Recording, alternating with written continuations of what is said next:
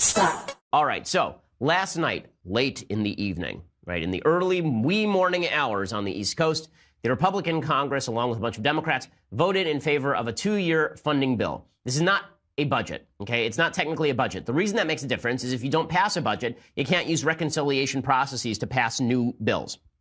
I discussed this a little bit yesterday, but in order for you to pass a bill under reconciliation, meaning with 51 votes in the Senate, in order for the filibuster not to apply, you have to pass a bill that is budget neutral. Well, that doesn't apply if there is no budget. You cannot have a budget neutral bill if there is no budget. So they essentially passed a funding bill, but no budget. So that prevents them from passing any new legislation that really affects spending. So they can pass something on DACA maybe, but that's about it, right? There will be no further movement on Obamacare. There'll be no further movement on taxes. There'll be no further movement, significant movement on regulation in all likelihood. You know, that's a serious problem. The bigger problem, however, is they just blew out the budget. I mean, blew it out. They're spending more money now than Barack Obama was spending. They're spending about the same amount of money, actually, as Obama was spending. They blew out $1 trillion debt yesterday, $1 trillion deficit in the budget. They blew a hole in it. Rand Paul wanted to stand up and say something about it. Rand has a knack for standing and talking at these times, and that's something you got to appreciate about the senator from Kentucky. Here was Rand Paul saying, listen, we campaign on fiscal responsibility, and then we lie about it. And, the thing is we think when Democrats are in charge that the Republicans are the conservative party. The problem is when the Republicans are in charge, there's no conservative party. And that's kind of where we are now. Someone has to stand up and say, you should spend what comes in. We should balance our ledger. And that used to be what it meant to be conservative. But a lot of so-called conservatives lose their mind once it becomes a partisan thing. And they say, oh, we must govern now. So they govern by giving us massive new debt. And I don't think that's good for the country. I think ultimately it threatens our security, not only our external security, but also the internal foundation of the country is threatened by so large a debt. And he is exactly right here. The real problem with the debt is not that we're going to go bankrupt immediately. We're still the strongest economy on planet Earth. That means people are going to continue buying our bonds. But one of the problems you have is that over time, as you accrue more and more debt, where are you going to keep getting people to buy into that? Right now, the American debt to GDP ratio is growing and growing. So I want to look it up right now. The United States American debt to GDP ratio, let's see, what is it here in the United States, is 106.1% of the country's GDP. We have a government debt equivalent to more than the entire country GDP. Okay, that is not a good thing. That is not a good thing. Okay, we reached a record low in that number in 1981 under Reagan when our government debt was only 32% of GDP. But that is not a healthy number. Okay, if you look at debt to GDP ratio by country, we are starting to climb those charts, and they are not good in the slightest. Right? In Japan, of course, Japan is basically bankrupt.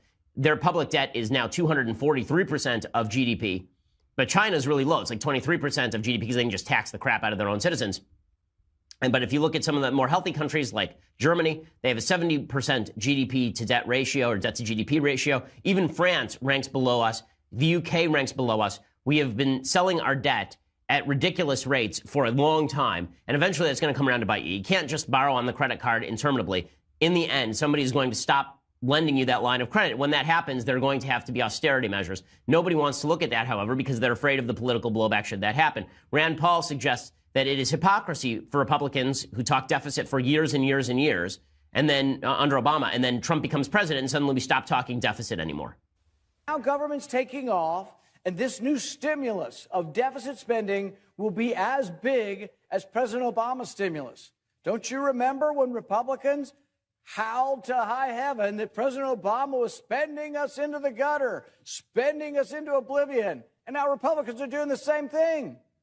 And so I ask the question, whose fault is it? Republicans? Yes. Whose fault is it? Democrats? Yes, it's both parties' fault. You realize that this is the secret of Washington. The dirty little secret is the Republicans are loudly clamoring for more military spending, but they can't get it unless they give the Democrats welfare spending.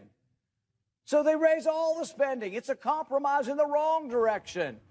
Okay, and he is correct about this. He is wrong, by the way, about military spending as a general matter. This is one of the problems with Rand Paul, is that Rand is very anti-military spending. I'm fine with the idea that we don't have to radically revamp our military spending and jigger it upward in any tremendous way. But Rand actually wants to cut it tremendously because he thinks that we should just bring our troops home from Afghanistan, for example, which is quasi-delusional. But when he talks about the fact that Republicans have ceased to care about the budget, he's 100% correct. Here's what is in this bill, okay? According to ABC News, the two-year budget deal would lift caps on defense and non-defense spending by $300 billion over 2 years. It includes $6 billion to fight the opioid crisis, $5.8 billion for child care development block grants, $4 billion for veterans medical facilities, $2 billion for medical research, $20 billion to augment existing infrastructure programs, $4 billion for college affordability. Is college going to get more affordable? No, it's not going to get more affordable. The measure would extend government funding at current levels until March 23rd to allow lawmakers to finalize details on the spending in a separate measure. Lawmakers would also raise the nation's debt limit into 2019, so we'll have no more government shutdowns until past the congressional elections, which was part of the goal here. Jazz Shaw at Hot Air is fulminating over this. He says, listen, everyone who's fighting for conservative principles, okay, this means that you no longer get to talk about fiscal conservatism in the future. You can't talk about fiscal conservatism, about fiscal responsibility, when you're blowing out budgets to the tune of trillion-dollar deficits. With an entirely Republican Congress, by the way. They told me if I didn't vote for Trump, we'd get trillion-dollar deficits and DACA. And apparently they were right. I mean, this is pretty amazing stuff. And there are a bunch of fiscal conservatives of days past who voted for this thing. Right? Speaker of the House, Paul Ryan. Senator Ted Cruz. Right? Both of these people voted for the new budget. Cruz said he had to for the disaster funding. Most of the disaster funding had already taken place. It's like $51 billion of disaster funding had already been funded. This adds a bunch of boondoggle on top of it. Paul Ryan was interested in raising the military spending. Okay, well then get your own people in line, sir. Then get your Republicans in line. There are 16 Republicans who didn't vote for it, including Rand Paul and Mike Lee. Right? Mike Lee was really angry because he said this process is completely corrupt, which it is. The way appropriations are supposed to be done are not in these 700-page omnibus packages that are rolled out at midnight and no one reads. That's not the way this is supposed to be done. Appropriations packages are supposed to be done by department. The way it was supposed to work is that if you have a Department of Defense bill, you have a defense spending bill, a defense authorization bill, then you have a Health and Human Services authorization bill, then you have a Commerce authorization bill, then you have a Department of Education authorization bill, and then we can debate what should be in and what should be out of each one of those bills. The House, by the way, 100 days ago, passed 12 authorization bills for each of the departments. The Senate didn't move on any of them. Instead, the Senate moved into the back room and they negotiated an omnibus package, and they said you get to vote up or down. That is not a way to be fiscally responsible. But Republicans don't care about that anymore. You know why Republicans don't care? Here's the dirty little secret. The dirty little secret is that Trump's populism works because, politically speaking, Trump is recognizing a truth that fiscal conservatives are going to have to come to grips with. That is, voters lie. Okay, voters say they want fiscal conservatism. Voters say they want cuts. Voters say they want the government to spend within its limits. But the minute you say to voters, guys, we're going to have to restructure Social Security, voters balk, and then they vote Democrat. In other words, we like to pretend that we're the child who's capable of delayed gratification.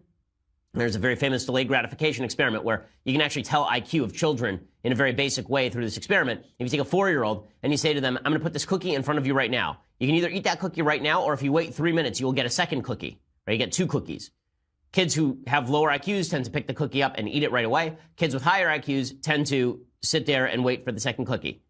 Okay, well, we all like to pretend that we're the kid with the second cookie, that we're the higher IQ kids. In reality, we are not. We like to think of ourselves as smart, but we're dumb. So when it comes to actual, like we say, yeah, let's cut the spending. But the minute that it comes to something we want, then all of a sudden we don't care about the spending anymore. And we're always saying it's an emergency situation. John Cornyn yesterday, he ripped into Paul. He said, I know he wants to make a point. He has that right. I agree with many of his concerns about deficits and debt, but we are in an emergency situation. When's the last time we weren't in an emergency situation? When's the last time we actually had a full-throated debate about government spending and we weren't in a quote-unquote emergency situation? Not as far as I can recall. Last time I remember was when Bush was president. When Obama was president, then, we had significant debates over spending.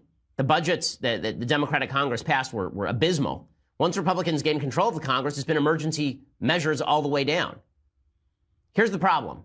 Okay, if you're never willing to shut down the government, if you're never willing to actually have these hard-headed contacts, if you're never willing to actually have conversations about what needs to stay and what needs to go, you're never going to get to anything remotely approaching fiscal responsibility.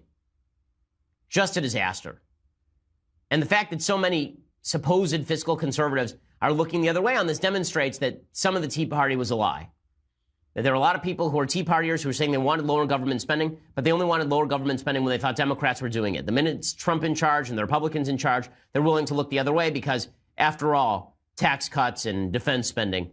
And if we have to get those things, then I guess we can blow out spending like it's 2009. Just ridiculous. A ridiculous deal. There is no reason that Republicans should have signed off on it. And it is a disgrace to a Republican Party it no longer represents anything.